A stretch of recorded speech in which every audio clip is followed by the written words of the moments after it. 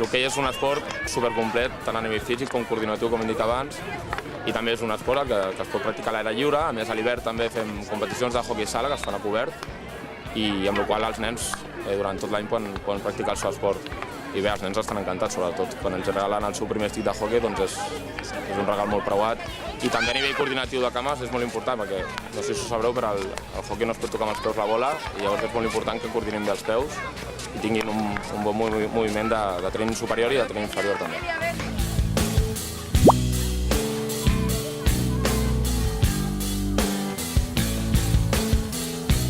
A mi m'agrada doncs, perquè és un joc d'equip. Jo també crec que és un esport en equip i m'agrada jugar perquè és molt divertit. Si els agrada estar amb les amigues i jugar i passar-s'ho bé, doncs segur que els agrada. Sí, i a més jugues a equip. Sí, i t'ho passes molt bé.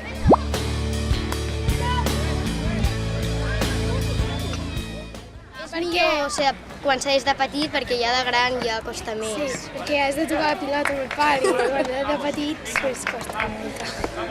Perquè és molt guai i és superdivertit. I si t'agrada jugar amb i fas molt bones amigues. El primer de tot és que jo, per exemple, més que els beneficis, el primer de tot són les amistats que fas i és molt important. El que m'han inculcat i jo el que intento inculcar als nens és l'amistat i ells ho saben, no? I això crec que és un factor que als pares, sobretot, és el que els agrada més d'aquest esport.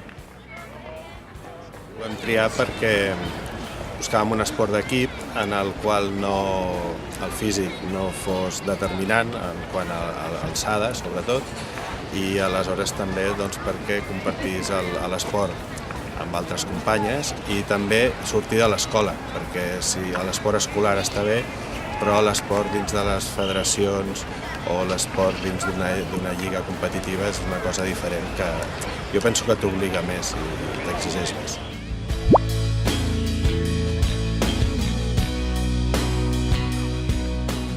L'hoquei està molt bé perquè és un esport en el qual es respecten moltíssim les normes. Sí, és un esport molt divertit, òbviament, i a més comencem sempre en categories molt inferiors, amb nens de 5, 6, 7 anys, i tot i que és un esport molt tècnic, que requereix certs elements tècnics, sempre intentem gaudir de l'esport, és un esport d'equip, i bueno, per començar-lo en categories de 5, 6, 7 anys, la veritat és que els nens s'ho passen molt bé.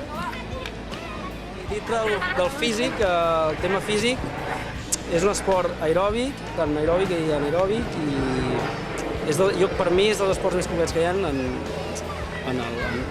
general.